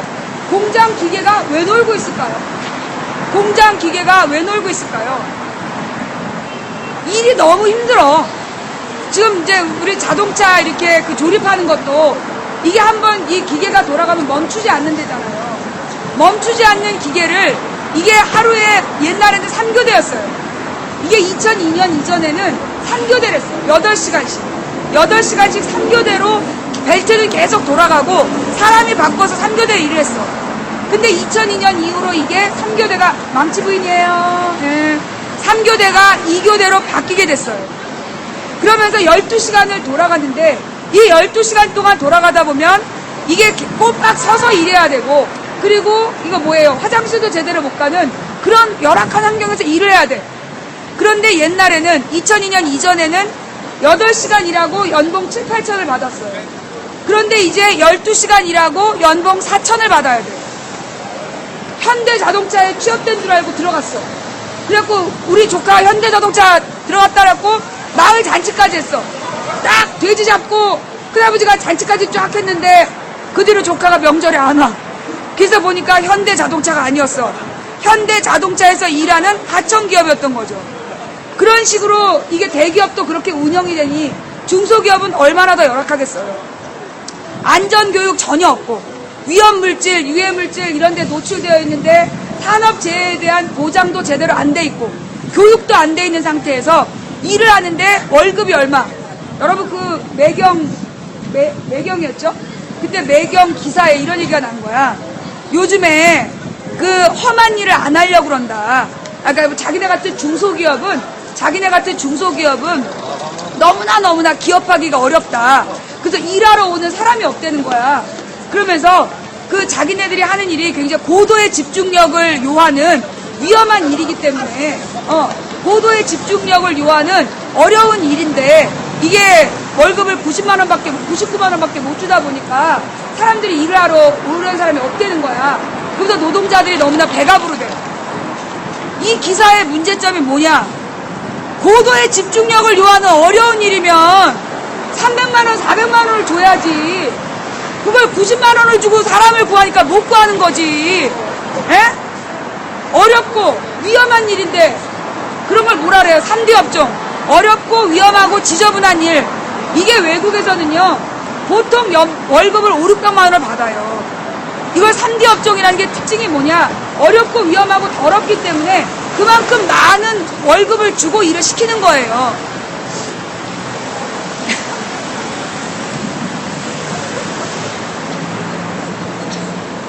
그런데 우리나라는 지금 어렵고 위험하고 지저분한 일을 너무 저임금으로, 너무 낮은 임금으로 일을 시키려고 하기 때문에 일손을 구하지 못하는 거예요. 그러니까 이제 한국의 노동자들이, 여러분 우리나라에서 최저 생계비 지금 실질적으로 한 사람이 생계비 최소 155만 원은 있어야 돼요. 그죠? 아무것도 소비 안 하고 생존하는 데 들어가는 돈이 1인당 155만 원이에요. 그러면 아니요, 전 우유는 안 먹어도 돼요. 따끈한 우유요? 어머, 이 우유를 데펴 갖고 오셨어요? 이거 따뜻해요. 지금 추우신 분들 좀 나눠주세요. 네, 따뜻한 우유 좀 나눠주세요. 와, 우유를 따뜻하게 데펴 오셨어요. 자, 지금 추우신 분들 많으시죠? 추우시면 서서 움직이세요. 앉아있는 것보다 서서 움직이시는 게 덜 추워요. 예. 그래서 문제는 뭐냐 하면, 어렵고 더럽고 위험한 일을 너무 낮은 임금으로 일을 시키다 보니까 일손이 부족하고, 실제로 한 사람의 생존 비용이 155만 원인데요.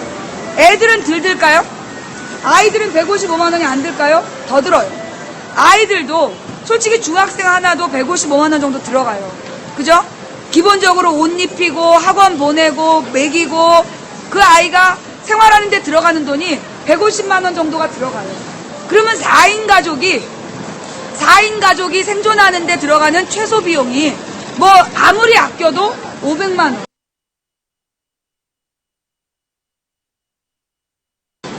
(500은) 벌어야 가족들이 그래도 먹고 살 수 있는 돈이 된다는 거예요. 그런데 지금 우리 계속해서 시청하기가 안 돼? 오케이, 됐다. 그래, 끊을게. 지금 이제 이게 얘네들이 이제 여러 가지로 공격을 하는데, 그러니까 보통은 이제 저의 그 스튜디오라 그래서 방송을 하는 장치를 서버를 끊는데, 지금 이제 제가 인터넷에서 일부러 분산을 시켜놓고 방송하기, 시청하기 이제 여러 가지를 켜놓으니까 얘네는 엉뚱한 걸 끄는 거야. 근데 그 중에서 시청하기를 끊어가지고 지금 우리 중계 문제를 이렇게 새로운 방식의 공격인 것 같아요. 이런 거 지금 처음 생긴 공격 방식인데, 그래서 얘기가 좀 끊어졌네요. 대단히 죄송합니다. 그래서 지금 이제 이 노동자들의 임금 문제, 오늘 또 그 얘기, 사실 여기는 외국인 노동자 별로 없죠? 여기는 지금 이게 강원도에도 외국인 노동자 많아요?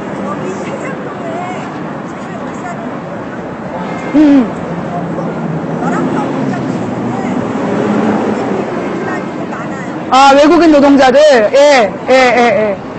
그러니까 이제 원래 우리나라에 사실 이제 전체 일자리 중에, 전체 생산직 일자리 중에 대기업에서 생산직 일자리가 몇 프로냐? 10%가 안 돼요. 대기업 생산직은 10% 정도밖에 안 되고, 10% 미만이고, 90%가 중소기업에서 운영하는 생산직 일자리죠. 그런데 이 90%가 이 중소기업에서 일하는 생산직 일자리인데, 사실 이 일자리가 원래 적정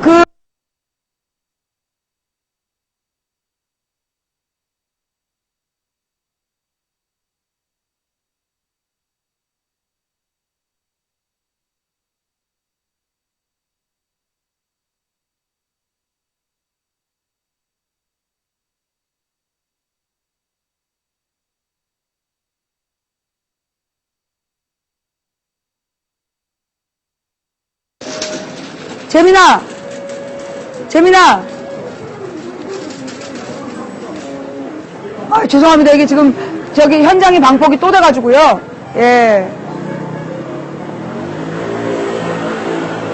되고 있어요? 되고 있어? 정상 연결됐네. 그래요. 아무래도 이제 제가 여기 중요한 또 민감한 문제인지 얘네들 또 미리 아는지, 예. 무슨 얘기냐면, 이 외국인 노동자 문제예요. 여러분, 오늘 아침인가 어저께, 무슨 외국인 노동자의 잔혹한 살해 장면, 그래, 조선족 청부 살해. 조선족 청부 살해라는 게 포털 메인에 올라왔었어요. 그래가지고 그게 검색어에 계속 상위에 있어서 어젠가 오늘인가 그랬죠? 어제. 자, 그 얘기를 한번 할게요. 무슨 얘기냐면, 이게 외국인 노동자들에 대해서 굉장히 인터넷상에, 무섭게 글을 많이 써요. 그래서 뭐 오원춘 사건이라고 되게 유명했잖아요. 오원춘 사건, 그 다음에 이 외국인, 그 다음에 지난 5월 달에 있었던 서울시의원 청부살해 사건, 그런 식으로 외국인들에 대한 범죄를 굉장히 강조해서 쓰고, 그리고 굉장히 위험하다라고 인터넷상에서 여론몰이를 하고 다니는 집단이 있어요. 이 집단이 요구하는 게 뭘까? 그래서 실제로 범죄 연구하는 사람들이 통계를 냈어요. 우리나라에 들어와 있는 외국인 노동자의 숫자와 그 다음에 한국인 노동자의 숫자 중에서 그 외국인 노동자가 일으킨 범죄의 숫자가 한국인 노동자들이 일으킨 범죄 비율보다 월등히 높을까요? 월등히 높지 않았어요. 더 낮았어요. 그런데 외국인 노동자들에 대해서 굉장히 범죄 집단인 것처럼 굉장히 의도적으로 여론몰이를 하는 세력이 있어요. 그러면서 우리 한국인 노동자들의 임금이 자꾸 낮아지는 게 이게 외국인 노동자 때문이다. 이렇게 작업을 하는 거예요. 뭐 때문일까요? 그렇게 하는 이유가 뭐냐면 실제로 한국인 노동자들이 자신의 노동에 맞는 대가, 우리나라의 물가에 따라서 적정 임금을 요구하지 못하도록 누구를 두는 거야? 외국인 노동자를 두는 거예요. 그래서 이 외국인 노동자인데, 근데 이 외국인 노동자는 말도 안 통하고, 그러니까 이 업무가 한국말 아는 사람이 하는 거하고 다르잖아요. 그 다음에 우리나라 이 노동자들의 학력도 높고, 근데 외국인 노동자들을 두면서 외국인 노동자와 한국인 노동자를 이간질시키는 거예요. 노노 갈등인 거죠. 실제로 이 문제는 원래 외국인 노동자를 한국인 노동자하고 동일 조건으로 고용하게끔 강제해야 돼요. 그래야 한국인 노동자의 일자리가 외국인한테 넘어가지 않아. 그런데 우리나라에서 형식적으로만 외국인 노동자에게 한국인 노동자랑 똑같은 임금을 주라고 하지 실제로는 차별임금을 인정하고 있는 거예요. 그러면서 이 외국인 노동자들이 점점 늘어나니까 점점 늘어나서 한국인 노동자들이 그 외국인 노동자들을 자르고 한국인 노동자를 고용하라는 요구를 하니까 그런 요구를 갖다가 너희들이 지금 그 일자리가 없는 이유는 너네가 일자리가 없고 월급이 낮은 이유는 외국인 노동자 때문이다 라는 그 감정을 불러일으키는 거죠. 흑백 갈등도 마찬가지거든요. 인종차별을 일으키는 거나 정규직과 비정규직의 갈등을 일으키는 거나 일부러 정규직 비정규직 식당을 따로 두게 하잖아요. 같이 먹어도 상관없는데 일부러 따로 먹게 해요. 그리고 일부러 비정규직을 차별해요. 외국인 노동자를 차별해요. 그러면서 한국인 노동자가 점점 노동 조건이 열악해지는 건 외국인 노동자 때문이라는 인식을 주는 거야. 그래서 뭐 하는 거야? 원래 모든 노동자가 단결해서 한국인 노동자들이 뭐라고 외치면 외국인 노동자에게 한국인과 똑같은 작업 조건으로 인식해라. 이렇게 모두가 얘기해버리면 외국인 노동자를 쓸 수가 없잖아요. 그죠? 그러지 못하도록 외국인 노동자하고 한국인 노동자가 단결하지 못하게 갈등을 유발하는 거예요. 그게 기업하기 좋은 나라, 기업에게만 유리한 나라, 특히 대기업에게만 유리한 나라를 만드는 하나의 방법인 거죠. 그래서 제가 외국인 범죄를 지나치게 과장해서 막 여론 조작하고 퍼뜨리는 사람들에 대해서 경계를 하라는 이야기예요. 물론 모든 범죄는 잔혹합니다. 그런 범죄자는 외국인이든 한국인이든 나이가 많든 적든 범인이 남자든 여자든 관계없이 법에 따라 처벌받아야 돼요.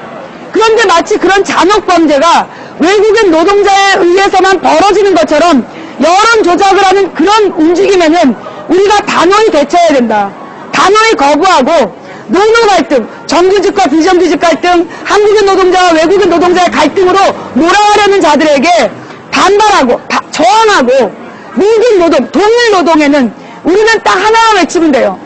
정규직이든 비정규직이든 외국인이든 한국인이든 동일 노동에는 동일 임금을 지급하라. 그 이야기가 사실 굉장히 중요한 얘기예요. 우리가 제가 요 얘기는 지금 거리스타원에서 처음 했죠. 그죠? 여기 처음 하는 것 같아. 오늘 요 얘기는 좀 처음인데 동일 노동에게 동일 임금을 지급하는 문제가 왜 중요하냐. 제가 여러분들한테 몇 번씩 얘기했지만 지금 세계 경제학자들은 뭐라고 얘기하냐면 대기업만 잘 먹고 잘 살아서는 대기업만 이윤이 늘어나서는 대한민국의 경제가 유지되지 않는다. 대한민국의 경제가 안정되고 발전하려면 노동자들에게 제대로 된 임금을 줘야 된다. 그 이야기를 많은 경제학자들이 하고 있어요. 요즘에 가장 핫한, 가장 뜨거운 소문의 주인공이 피케티라는 미국의 이제 그 경제학자인데 이 사람의 21세기 자본론이라는 게 전 세계에 막 충격적인 반향을 불러일으키고 있어요. 그 내용이 뭐냐? 기업하기 좋은 나라가 경제 발전하지 않는다. 그럼 여기서 경제 발전에 대한 이야기를 또 우리가 해볼 필요가 있다는 거죠. 우리나라 사람들은 대한민국의 경제가 가장 발전한 건 박정희 때다 라고 알고 있어요. 그죠? 예. 경제가 누가 이제 네이버에다 그런 거 올렸대. 좌파하고 우파를 구분하는 기준. 좌파는 분배를 중시하고 경제 성장에는 관심이 없다. 그런 이야기를 한 거예요. 자, 여기서 경제 성장과 발전을 구분해 볼 필요가 있다. 경제 성장이라는 건 뭐냐 하면 거래되는 양, 사고 팔리고 만들어지고 그런 양적인 개념이죠. 그 양이 늘어나면 그건 성장한 거예요. 물론 대한민국의 박정희 정권 때 우리나라의 경제가 급속도로 컸어요. 정말 굉장히 많이 성장한 건 맞습니다. 그래서 경제가 성장했다라는 개념은 맞지만 경제가 발전했느냐 그 개념은 다르다는 거예요. 경제가 발전했다는 얘기는 성장과 다른 개념이에요. 성장이라는 건 양이 늘어나는 거야. 근데 경제가 성장했어. 근데 늘어난 양의 90%를 한 놈이 먹어. 그리고 10%를 나머지 99%가 나눠 가져. 그럼 이거 성장해봤자 전체적으로 경제가 고르게 발전했다라고 볼 수가 없는 거예요. 성장한 만큼 그걸 고르게 적어도 50% 70%가 같이 나눠 먹을 때 그때 이 경제가 고르게 분배되고 전체적으로 소비 능력이 향상되잖아요. 생각해봐요. 90%를 한 놈이 먹어버리고 10%를 나눠 먹으면 이 10%는 생존 비용으로 들어가. 소비를 못해. 그럼 우리 나라 안에서 생산되는 물건들을 소비할 수가 없는 거예요. 그래서 필요한 게 뭐냐 하면 그 성장에서 생긴 부를 나눠 갖는 거예요. 70%가 같이 나눠 가지면 그 70%가 생존 비용을 제외한 거를 어디다 쓴다? 소비에 쓴다는 거야. 그러면 이 소비자들이 소비를 하게 되면 그 소비한 내용은 뭐가 되는 거야?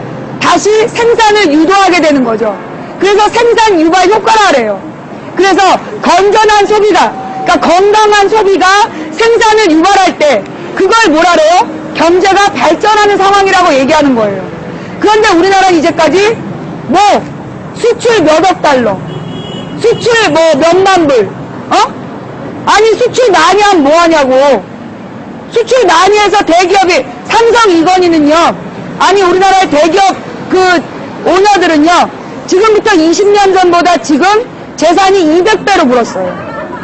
90년대 제가 초반에 어떤 보험회사 삼성 보험을 하는 이제 여자 판매원하고 얘기를 했어. 그때 이제 이 삼성 이건희가 와서 강연을 했다는 거야. 보험 영업하는 사람들 대상으로. 그러면서 삼성이 크는 이유가 뭐냐? 여러분 때문이다. 왜? 여러분이 벌어오는 건 모두 현찰이다. 보험료 이렇게 할부로 낸 사람 없잖아요. 보험료는 전부 다 자동이체로 현찰이 따박따박 들어가잖아요. 그래서 삼성생명이 90년대 급성장했던 이유는 뭐냐면 국민들이 울며 거저먹기로 억지로 들어준 보험, 그 보험으로 걷어들인 돈을 이 삼성은 자기네 전자에다 쏟아 부었고, 그래서 그 돈으로 삼성전자가 컸다는 이야기를 하나 했다. 또 그 당시에 이건희 재산이 2천억인가 그랬어요. 근데 지금 몇 조? 20조. 그럼 2천억이 20조가 됐다는 얘기는 200배로 불었다는 얘기잖아요. 그죠? 어마어마하게 그들의 재산은 100배인가? 하여튼 불어왔다는 거야. 그런데 90년대와 지금 우리 국민들의 재산은 어떻게 됐을까요? 그대로이거나 줄어들었거나, 그 노무현 때 가장 비쌌던 자산 가치가 지금은 굉장히 많이 떨어져 있죠. 우리 집이 5억 하다가 지금 3억 8천 하니까 약 1억 2천이 빠졌다는 얘기잖아요. 그러면 한 4분의 1이 줄었다는 얘기야. 그죠? 그만큼 국민들은 가난해졌어요. 대다수의 국민들은 가난해졌는데 누구만? 재벌들은 엄청난 부를 얻게 된 거죠. 왜? 대한민국이 누구를 위한 나라? 대기업하기 좋은 나라. 세금도 안 걷어, 특혜해줘, 그 다음에 모든 불법 민감하죠. 그러면서 국민들에게는 뭐예요? 저항하지 말라고 가르쳐. 내 탓이오라고 스스로를 나 때문에 내가 지금 안 되는 건 다 내 탓이다. 그리고 저항하지 말고 순종하라. 가만히 있어라. 그 다른 말이 뭐예요? 긍정의 힘. 모든 걸 긍정적으로 생각해서 참아라. 그렇게 가르친 거예요. 그런데 실제로 우리의 모든 문제는 사회적인 문제들이다. 지금 노동자들의 임금이 적은 문제도, 그리고 우리 아이들의 자살률이 높은 문제도, 온 국민들이 지금 불안장애와 경제적인 불평등으로 괴로운 문제도, 실업의 문제도, 이게 우리 개개인의 문제가 아니라 구조적으로 대기업만 먹여 살리려는 정책, 그 정책이 온 국민을 가난하게 만든다는 거죠. 그런데 이 온 국민을 가난하게 만드는 이 정부의 정책을 가장 앞장서서 옹호한 사람들이 누구냐? 교회예요. 대형 교회들이 이 정부에 가만히 있어라, 순종해라, 이 내용을 교회들이 앞장서서 정당화해요. 저항하지 마라. 그 모든 권력은 하나님이 세웠으니까 까불지 말고 반대하지 마라. 그리고 매사에 감사해라. 지금 내가 일이 많아서 힘들다라고 얘기하지 말고 오늘 내가 일자리가 있다는 것에 감사해라. 와, 들으면 되게 좋은 말 같은데 한 끼만 돌려보면 이거 완전히 사기꾼이야. 말도 안 되는 임금으로 엄청난 일을 시키면서 감사해라, 순종해라라고 가르친 거예요. 자, 그럼 우리 대한민국의 성경이 아니라 온 세계인이 보고 있는 성경은 그렇게 얘기하고 있을까요? 성경은 분명히 이렇게 얘기하고 있어요. 99마리 양 가진 놈이 한 마리의 양을 가진 자의 양을 뺏지 마라. 또 이런 말도 있어요. 품꾼의 품삯을 훔치지 마라. 날이 저물기 전에 품꾼의 품삯을 줘라. 성경은 분명히 두 가지를 얘기하고 있어요. 부자들을 위해서 부자들이 가난한 자 착취하지 마라. 그 다음에 뭐라고? 품꾼에게 제대로 된 품삯을 줘라. 성경적인 거예요. 여러분, 지금 교황님이 프란치스코 교황이 교황청에서 동성애를 인정하는 어떤 선언을 하셨잖아요. 그것 때문에 우리 한국 개신교회들이 들고 일어났어요. 들고 일어나가지고 성경은 분명히 동성애를 금지하고 있다. 그래서 우리는 교황청의 결정에 대해서 당연히 맞설 것이다. 그럼 나는 그렇게 얘기한 우리 개신교 교회의 목사님들에게 묻고 싶어요. 돼지고기 안 드세요? 성경에는 분명히 돼지고기 먹지 말라고 나와 있어요. 에? 돼지고기 먹지 마라. 그 다음에 99마리 가진 놈이 한 마리 양 가진 자의 양을 뺏지 마라. 품꾼의 품삯을 훔치지 마라. 또 거듭나고 싶으면 너의 모든 재산을 팔아 가난한 자들에게 나눠주고 예수처럼 가난하게 살아라. 왜 그건 안 지키는데? 성경에 그 동성애가 되기 때문에 안 된다라는 얘기만 하고 있는데 성경에는 그 밖에도 많은 것이 죄라고 얘기하고 있어요. 왜 노동자들을 사랑하지 않냐고. 왜 가난한 장애인들을 도와주지 않느냐고. 성경은 분명히 가난한 장애인이나 고아나 과부를 분명히 먹여 살리라고 얘기하고 있는데 그렇게 하고 있지 않은 정부에 대해서 왜 비판하지 않냐고. 모든 권력은 하나님이 세웠으니까 비판하지 말라고요? 웃기지 말라고 하세요. 성경에 보면요, 엘리야나 엘리사나 이런 많은 선지자들이 나와서 누구에게? 권력자들에게 목숨을 걸고 비판했어요. 너가 지금 하나님의 뜻을 어기고 있다라고 분명히 단호하게 비판했어요. 그런데 대한민국의 교회는 권력을 비판하지 않아요. 왜? 그 권력자들에게 콩콩을 얻어먹는 자들이 돈을 내서 교회를 크게 지어주니까, 큰 교회의 목사가 돼서 큰 집에 큰 외제차 타고 자식들에게 비싼 유학을 보내니까 부자들의 심기를 불편하게 하지 않으려고 교회가 교회의 역할을 제대로 안 하고 있다는 거죠. 사실 저는 개신교 신자예요. 저는 하나님을 믿는 사람인데요.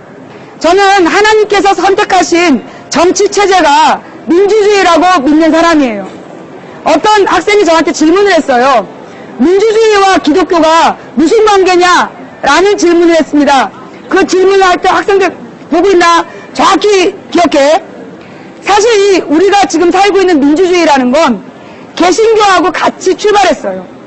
민주주의라는 걸 만든 역사적인 전통이 소위 시민혁명, 산업혁명이라는 역사적인 과정을 거쳐서 민주주의, 자본주의 민주주의가 나오게 된 거죠. 그러면 이 민주주의자들이 왜 이 종교개혁을 하고 그리고 자본주의 시민혁명을 만들어냈을까? 민주주의의 가장 핵심적인 사상이 뭐냐 하면 천부인권 사상이에요. 그런 얘기 우리 학생들한테 강조 안 합니다. 왜냐하면 그 설명이 어렵죠. 천부인권 사상이라는 거는 기독교적인 사상이에요. 천부인권 사상, 민주주의의 사상, 근본 사상이 천부인권 사상이에요. 무슨 얘기냐 하면 하나님께서 모든 인간에게 너희는 단지 인간이란 이유만으로 존중받을 자격이 있다, 권리가 있다 라고 인정하셨다는 뜻이에요. 그게 천부인권 사상이야. 그게 민주주의의 바탕 사상이에요. 그럼 왜 그러냐? 기독교에서 그 천부인권 얘기 싹 안 하면서 무슨 얘기를 하냐 하면 모든 인간은 하나님의 형상을 닮았다는 얘기를 하죠. 그거예요. 모든 인간은 하나님의 형상대로 지음을 받았고 인간이 거듭난다는 얘기는, 인간이 중생한다는 이야기는 내 마음속에 하나님이 주인이 되신다. 그런 얘기 들어보셨죠? 기독교인들은 아마 들어봤을 거예요. 하나님이 내 마음의 주인이 돼서 내 모든 걸 주관하신다. 이게 거듭난 삶이에요. 그 하나님이 내 안에 계시기 때문에, 하나님의 형상을 닮은 내가 하나님을 모시고 살고 있는 나이기 때문에 다른 믿는 자들도 마찬가지로 하나님의 형상을 닮은 하나님을 모신 각각의 성전들이다. 그러니 모든 인간은 하나님으로부터 인간으로서 존중받을 권리를 타고났다. 그래서 인권 개념이 나오는 거예요. 단지 인간이란 이유만으로 존중받을 자격이 있다. 이게 민주주의의 핵심 사상입니다. 그래서 하나님께서는요, 뭐라 그랬냐? 하나님께서 맨 처음에 만드신 나라는 왕정이 아니었어요. 하나님 맨 처음에 만드신 나라는 모든 인간이 하나님과 자유롭게 평등하게 관계 맺는 에덴 동산이었죠. 그런데 인간의 이기심과 욕심이 그 하나님과의 관계를 단절하고 왕정을 추구했고, 그 왕정을 하나님께서 만들어주셨지만 왕정의 한계가 분명히 드러났고, 그 왕들의 잘못을 선지자를 보내서 비판하고 바로잡아라 했지만 인간의 제도 하에서는 고치지 못했죠. 그래서 예수님께서 나와서 자신의 몸을 희생해서 인간이 하나님을 섬긴다는 건 타인을 위해 목숨을 내놓을 만큼 네 이웃을 사랑하라는 것이다. 예수의 십자가를 진다는 말은, 또는 예수의 정신을 내 가슴에 품는다는 얘기는 바로 그 부분이에요. 내 안에 예수님의 희생 정신을 받아들여서 나의 이익, 나의 부를 위한 삶이 아니라 나의 이웃을 위해 목숨을 내놓을 마음으로, 내가 갖고 있는 재산을 가난한 자들에게 나눠줄 마음으로 살아라. 그게 예수 정신이에요. 근데 우리 장로님들한테 전 재산을 팔아 가난한 자들에게 나눠주는 게 거듭나는 거라는데 어떻게 장로님은 거듭나실 마음의 준비가 되셨습니까? 못 들은 척 하실 겁니다. 그죠? 그리고 이 예수 정신을 입 밖으로는 예수 천당 불신지옥을 외치지만 예수님이 얘기했던 핵심, 하나님이 이야기한 핵심, 이건 모두 다 무시하고 산다는 거죠. 민주주의는 우리 모든 인간 하나하나가 하나님이다. 모든 인간이 다 하나님이고 다 평등하고 다 소중하다. 그러니 모든 인간들의 주권을 보장해주는 정치체제가 필요하다. 그게 민주주의다. 그래서 대한민국은 민주공화국이다. 민주공화국이란 국민이 주인인 나라이다. 너희들 모두가 공동으로 화목하게 화합하여 나라를 운영해라. 이게 민주공화국이에요. 저는요, 아까 제가 차를 타고 내려오면서 했던 이야기인데, 우리 이제 모든 사람들이 그 종교인은 내세를 생각한다 그러잖아요. 죽은 뒤에 천국 갈 거냐, 지옥 갈 거냐, 죽은 뒤에 지옥에 안 가려면 살아서 그 착한 일 많이 해야 된다. 이게 사실 종교 제도가 운영되는 원리이기도 해요. 그런데 진정한 기독교는 죽은 뒤의 삶이 중요한 게 아니에요. 하나님께서 뭐라고 얘기하셨냐? 예수님께서 뭐라고 얘기하셨냐? 천국 백성이 되라고 얘기하셨어요. 죽어서 천국 백성이 되라는 얘기가 아니라 살아서 천국의 백성이 되는 것. 예수님이 방법을 가르쳐 줬어요. 그 방법이 뭐야? 가난한 자들에게 부자의 재산을 나눠주고 예수의 정신을 따르는 것. 그게 천국 백성이 되는 길이라고. 죽어서 그렇게 되라는 게 아니라 살아서 그렇게 하라고. 그게 천국이라고 얘기하신 거예요. 다른 말로 가장 약한 존재, 인간들 중에 도움이 없으면 살 수 없는 존재들에게 너희들이 나서서 가진 것을 나눠주고 도와주어라. 그래서 가장 약한 자가 행복한 나라, 그게 천국이에요. 천국을 만들기 위해서 기독교가 나서서 노력하라. 기독교 신자들은 그런 삶을 살란 뜻이에요. 그 얘기는 다른 말로 얘기하면 대한민국의 주인은 국민이다. 왜? 국민 한 사람 한 사람이 하나님의 사도들이기 때문에. 그 다음에 대한민국은 경제 민주화를 추구해라. 무슨 얘기예요? 가난한 자가 없게 하란 뜻이야. 그게 하나님의 철학이고 그게 하나님이 인간들에게 가르쳐 주신 진리예요. 그런데 지금 개신교 교회들이 그런 하나님의 뜻, 철학, 이걸 모으기 위해서 권력자들의 권력을 유지하는 수단으로 남용하고 악용하고 오용하고 있다는 거죠. 저는 기독교인으로서 이 거리 수다방을 하면서 이 말씀을 꼭 드리고 싶어요. 우리 하나님께서는 진정한 민주주의를 원하시는 분이다. 우리 하나님께서는 경제 민주화를 원하시는 분이다. 경제 민주화라는 게 뭐냐? 주변에 가난한 사람이 없게 하라는 거예요. 그 우리나라에서 이런 말이 있어. 옛말에 가난은 나라님도 구제 못한다. 이런 얘기를 하잖아요. 거짓말입니다. 조선시대에도요. 가난한 사람들이 무료로 치료받을 수 있는 치료소가 있었어요. 조선시대에도요. 물가가 너무 오르면 서민들이 못 산다고 물가를 조절하는 기관들이 있었어요. 조선시대에도요. 관료들이 잘못하면 엄벌에 처하는 감사제도가 있었어요. 그게 암행어사예요. 그런데 지금 대한민국을 움직이는 사람들은 조선은 망해 마땅한 나라다. 단파 싸움으로 나라가 쪼개질 대로 쪼개진 나라라서 당연히 망할 수밖에 없었다. 일본이 와서 지배해줘서 그나마 조선이 위대한 그 문명을 버리고 근대적인 그 사상을 받아들일 수 있었다. 이런 개소리 하고 있는 거예요. 아이 강아지 여러분 죄송합니다. 우리 시청하시는 분들 중에 이렇게 강아지를 키우시고 강아지들이 이 망치부인을 굉장히 좋아한다 그러더라고요. 왜냐하면 강아지들이요 주인이 좋아하는 걸 좋아해요. 그래서 이 강아지들이 망치부인 나오면 막 그 화장실에서 짖는데 망치부인 돌아왔다고. 그래서 강아지 여러분 미안해요. 개만도 못한 놈들이 개만도 못한 놈들이 나라의 권력을 잡고 그러면서 정말 이 짐승보다도 못한 소리로 짖어대면서 국민들에게 거짓말을 하고 있다는 거죠. 그래서 우리나라가 이 옛말은 뭐 가난은 나라님도 구제 못한다? 개뻥입니다. 가난을 구제하는 나라 많습니다.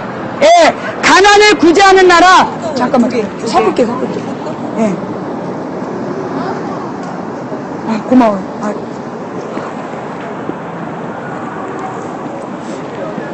가난은 나라님도 구제 못한다는 말로. 그 다음에 더 웃긴 거 우리나라에서 재벌들이 기부하면 뭐라 그래요? 미안해. 친구들 지나가는데 떠들어서 잠깐 조용했어요. 지나가는 행인을 위해서. 우리나라에서는요, 빌 게이츠, 워렌 버핏 얘기하면 뭐라 그럽니까? 빌 게이츠가 얼마를 기부했다고? 30몇 조? 30몇 조 원을 기부했다고, 예, 신문에 나왔어요. 그래서 우리가 그 빌 게이츠의 기부 얘기를 하잖아요. 그러면 바로 우리 요원 댓글 부대원들이 튀어나와요. 그거 다 탈세하려고 그러는 거다. 그래서 그런 줄 알았어. 근데 그 말이 알고 보니까 그것도 또 잡뻥이야. 개뻥하면 걔들이 싫어할까봐. 예, 잡뻥이야. 왜? 이게 외국에서는요, 세금을 낼래? 그럼 네 세금으로 우리가 복지할게. 근데 네가 나한테 세금 내고 싶지 않으면 그만큼 기부를 해. 그럼 무슨 얘기냐? 세금 대신 기부를 하는 거예요. 그러면 세금으로 내는 거하고 기부하는 것의 차이가 뭐냐 하면, 세금을 내면 나라에서 내가 낸 세금을 마음대로 나눠주는 거잖아.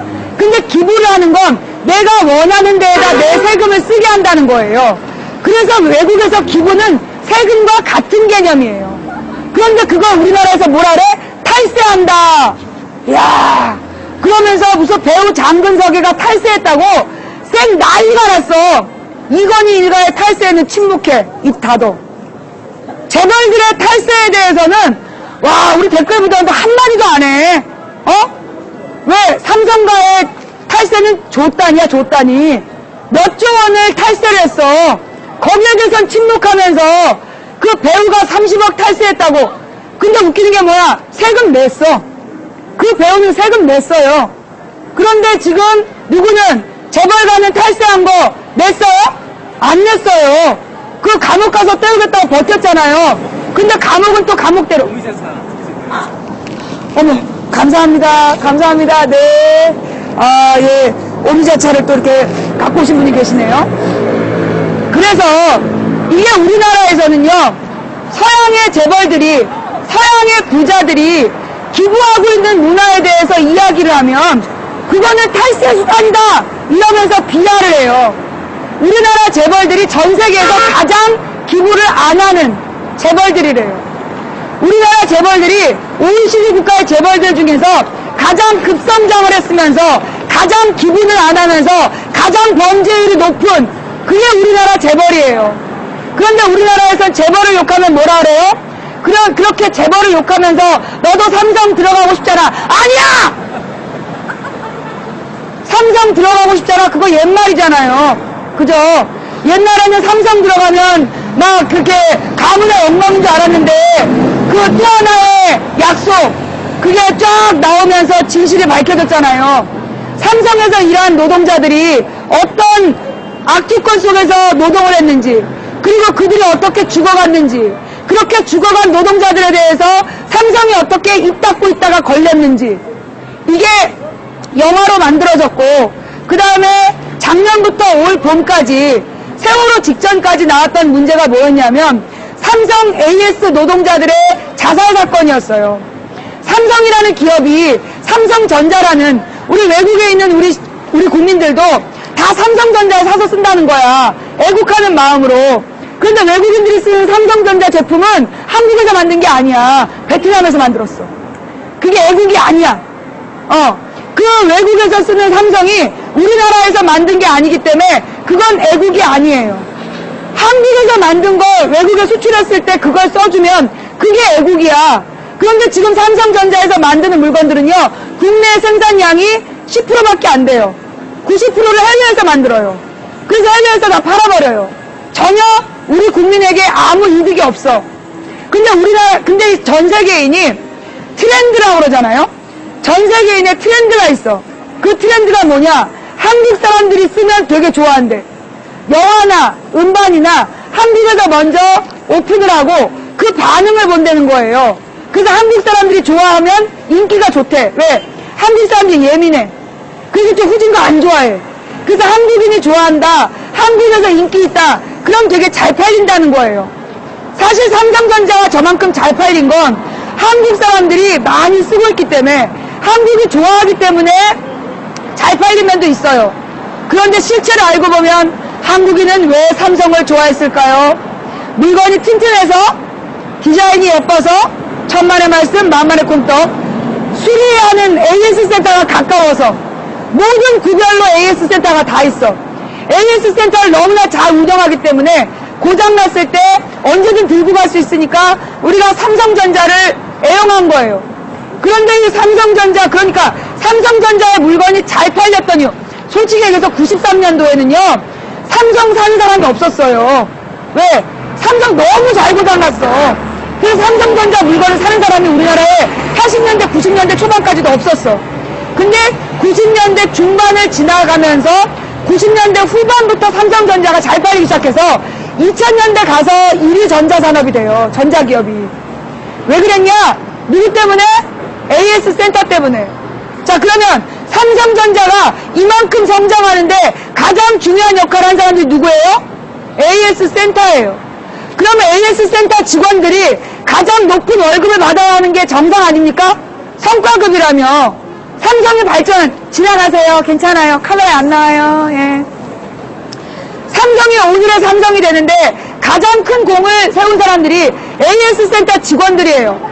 그러면 대한민국의 삼성 AS 센터 직원들의 월급이 얼마? 20몇만 원, 10몇만 원. 배고파서 못 살겠다 이러고 작년 겨울부터 올 봄까지 4명이 자살을 했어요. 그래서 왜 그러냐고 알아봤더니 삼성 AS 센터 직원들이 정규직 직원이 다 아니야. 다 계약직이야. 그래서 내가 취재를 했어요. 어떻게 된 거냐. 옛날에 90년대 중반에 AS 센터를 전국에 만들 때 삼성전자 정규직 직원들한테 꼬신 거야. 야, 너가 지금 받는 연봉이 얼마지? 근데 네가 계약직으로 바뀌면 1.5배까지 받을 수 있어. 이래갖고 이 정규직 노동자들이 1.5배까지 받을 수 있다는 말에 혹해가지고 비정규직으로 계약직으로 바뀐 거예요. 그 뒤로 지금까지 AS 센터 모두 비정규직이야. 근데 문제는 뭐야? 1.5배를 받을 수 있다 라는 말은 안 주는 게 기본이고 간혹 로또처럼 받을 수 있다는 얘기였던 거야. 그러면 어떻게 됐냐? 여러분들이 만약에 삼성전자나 이런 데 갔다 오시면 전화가 와요. 사랑합니다 고객님 막 이러면서 어저께 어디에서 센터